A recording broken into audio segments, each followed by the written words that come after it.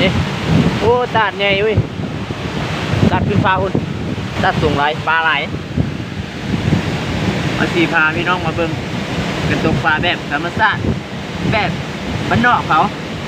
นะอันนี้เขาเนาะเขามาใส่เบ็ดแต่ว่าเขาก็มีเบ็ดเลื่อนเนาะเขาใส่แต่อันนี้ปูนเอา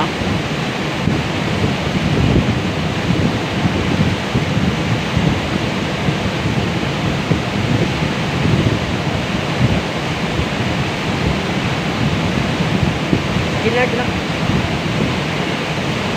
ยับขึ้นมาขึ้นมาขึ้นมานี่บ่นี่ได้สองตัวนี่บ่งามนี่นักมันหนาวอีกอาหารตกขอคือกี่กระเดือนกี่กระเดือนตามมาไส้เดือน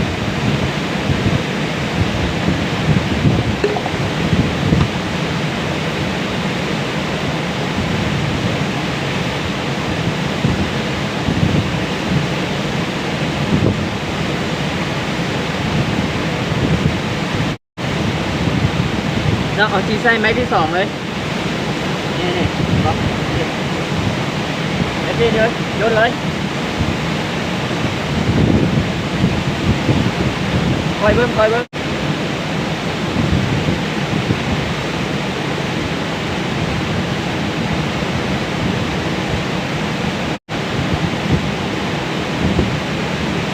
กินแล้ว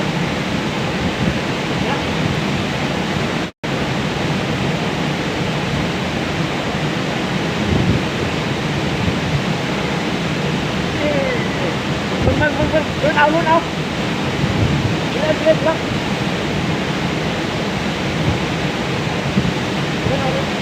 นี่ได้แล้วได้เดี๋ยวน้อยได้ไส้เล็ก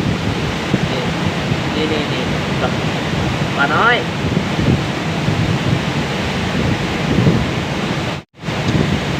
เนาะเอากลับมาลุ้นอีกเท่านึงนะเฮ้ย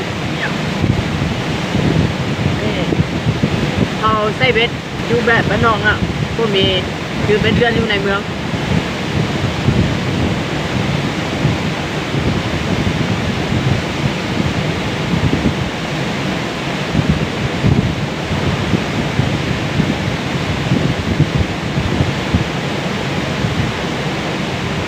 กินแล้ว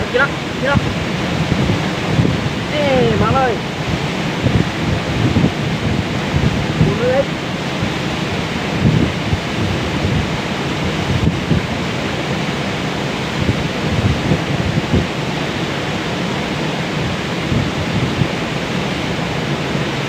โอ้ไม่โดนกันไม่เรื่องจ้ะ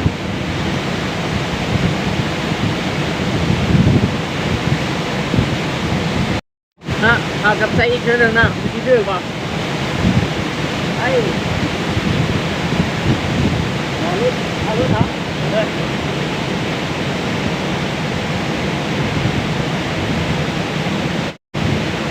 กินแล้วกินแล้ว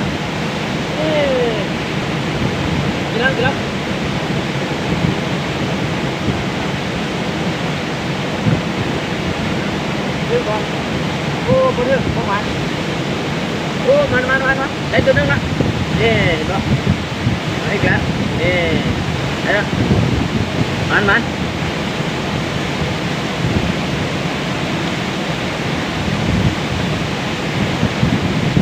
เอาอะไร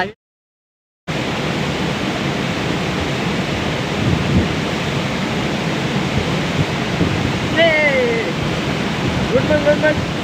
รุนไม่กิน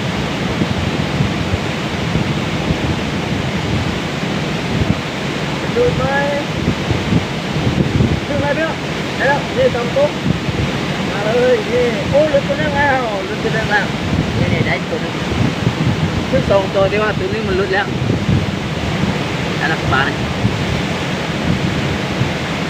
เนี่ยเขาสิเปลี่ยนวิธีตึกเนาะวิธีใช้แบบไม้เนาะ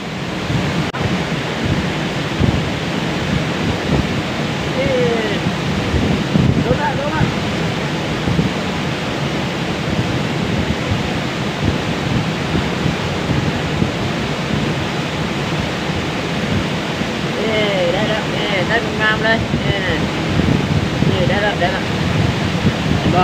อีกนะ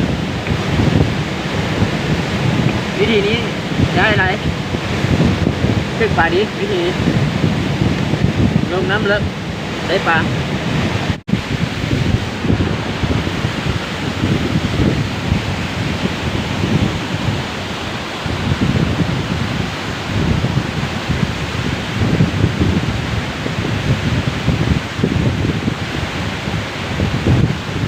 เอานี่มาแล้วเห็นบ่นี่เห็นบ่ปลาตีนนี่ได้แล้วนี่ละเอาก็ตึกบนนี้นะสิถึกบ่ไปเลยนี่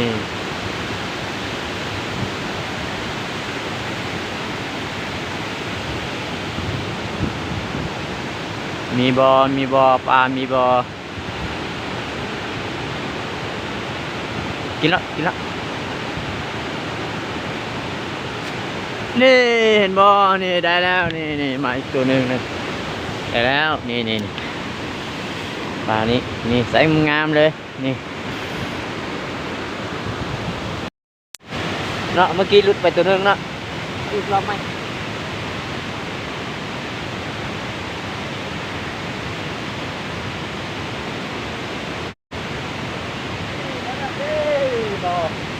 บ่สองตัวนี่เห็นบ่แล้วสองตัวนี่มันได้สองตัวแล้วมันมา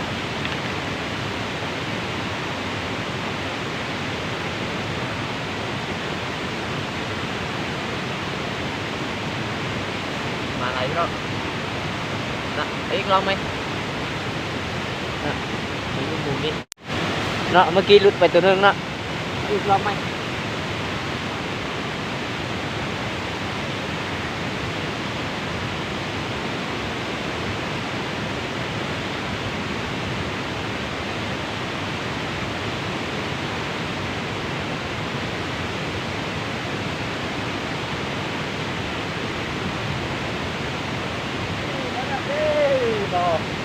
บ่สองตัวนี่เห็นบ่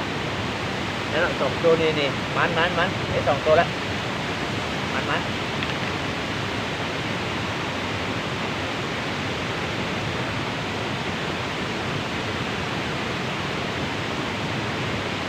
อะไรพี่น้องนะอีกลองไหม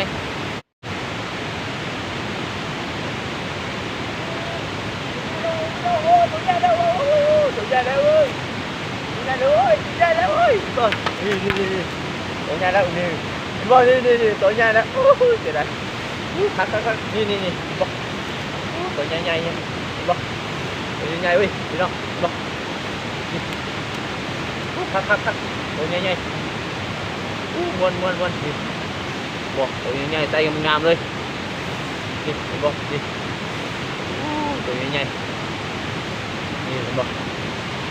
อุ้ยรุดแล้ว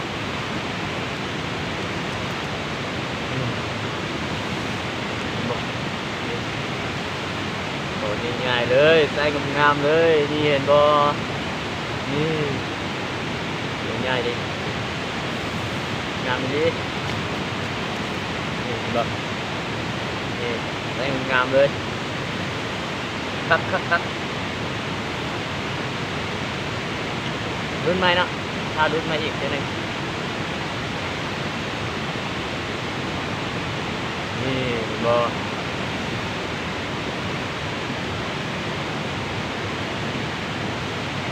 นี่บ่งามเลยได้งามเลยเอาเลย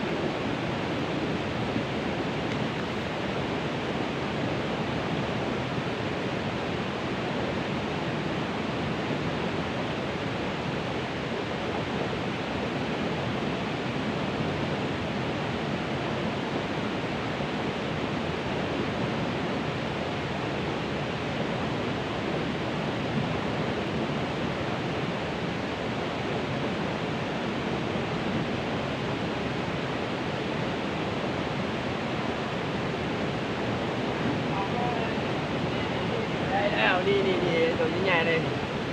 ก็ทักนี่ตัวใหญ่วนนี่ อ่ะรุดอีกเนาะ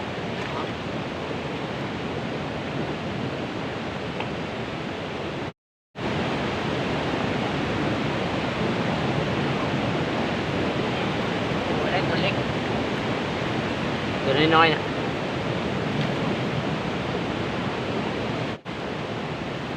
อ้าวได้ตัวเล็กที่สุดเลยได้ตัวน้อยที่สุดเลยนะตัวนี้ตัวนี้ได้ตัวนี้ตัวน้อยที่สุด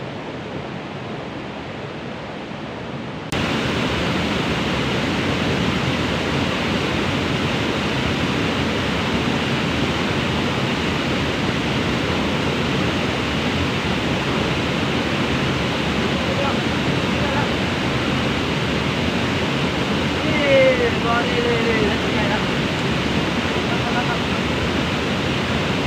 ตัวใหญ่แล้วลองไม่ออกก็นี่นี่ใช้ง่ายๆงามๆเลยโดนนี่คักคักไปเลยยอดไปเลย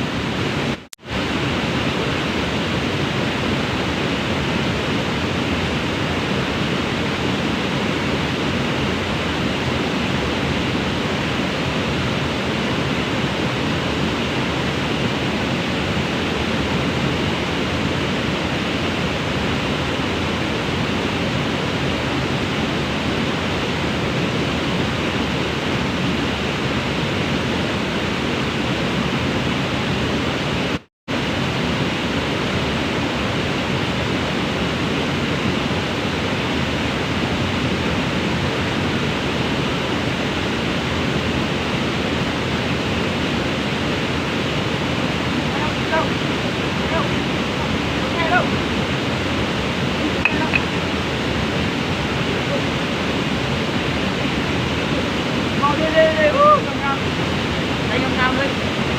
ก้อยนี่เลย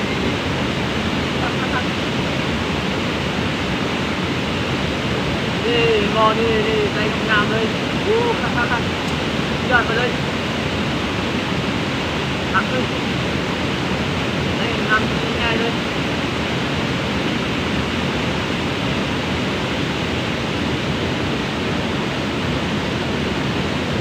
ตัวที่3แล้วนี่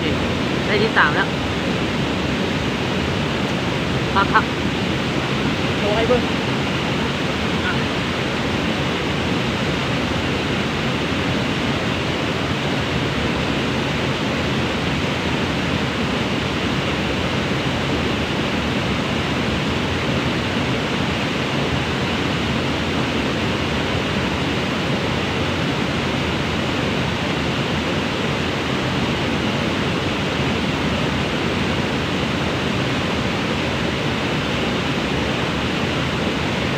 นี่เห็นบ่นี่ใส่งามเลยนี่บ่ใส่เดียวกันเลยหักก็ยอดไปเลยพี่น้องอุ้ยนี่ไหลเลยมัน